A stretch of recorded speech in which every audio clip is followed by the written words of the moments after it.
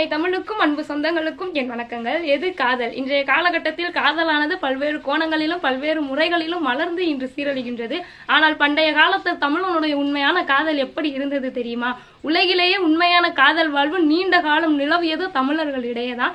ஏனென்றால் தமிழன் காதல் பற்றிய பொருள் உணர்ந்து அதற்கேற்றவாறு காதல் வாழ்வினை வாழ்ந்தான். அன்றைய காலத்தில் ஒரு ஆணும் பெண்ணும் தனியாக சந்தித்து காதல் கொள்வது குற்றமாக கருதப்படவில்லை. ஏனென்றால் தமிழன் காதல் என்ற ஒன்றை தன்னுடைய வாழ்வில் ஒரு அங்கமாகத்தான் வைத்து வாழ்ந்திருந்தான்.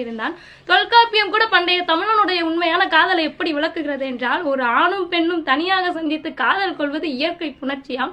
அந்த இயற்கை புணர்ச்சியை தொல்காப்பியர் 4 நிலைகளில் விளக்குகிறார்.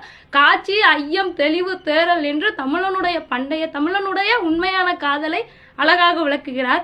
காதலன் காதலியிடம் தன்னுடைய காதலை எப்படி வெளிப்படுத்துகிறான் என்றால், யாயும் ஞாயும் யாராகியரோ எந்தையும் நுந்தையும் எம்முறை கேளீர் செம்புள்ள பெயல் நீர் போல அன்புடை நெஞ்சங்கள் தான் கலந்தனவே என்று தன்னுடைய காதலை காதலியிடம் வெளிப்படுத்துகின்றான். அதாவது, உன் தாயும் என் தாயும் உறவினர் அல்ல, உன் தந்தையும் என் தந்தையும் தொடர்புடையவர் அல்ல, உன்னை இதற்கு முன் சந்தித்ததும் அல்ல, நீயும் என்னை சந்தித்ததும் அல்ல. ஆனால் நம்முடைய இரு நெஞ்சங்கள் எப்படி இருக்கிறது என்றால், நிலத்தில் நீரை விட்டால் எவ்வாறு ஒன்றாக கலக்கிறதோ அதுபோல நம்முடைய நெஞ்சங்கள் கலக்கின்றன என்று தன்னுடைய காதலை வெளிப்படுத்துகின்றார். இதிலிருந்து என்ன தெரிகிறது என்றால், அன்றைய காலத்தில் காதலில் ஜாதிகள் இல்லை, உறவுகள் இல்லை, உறவுக்காரர்கள் தான் மணந்து கொள்ள வேண்டும் என்பது இல்லை.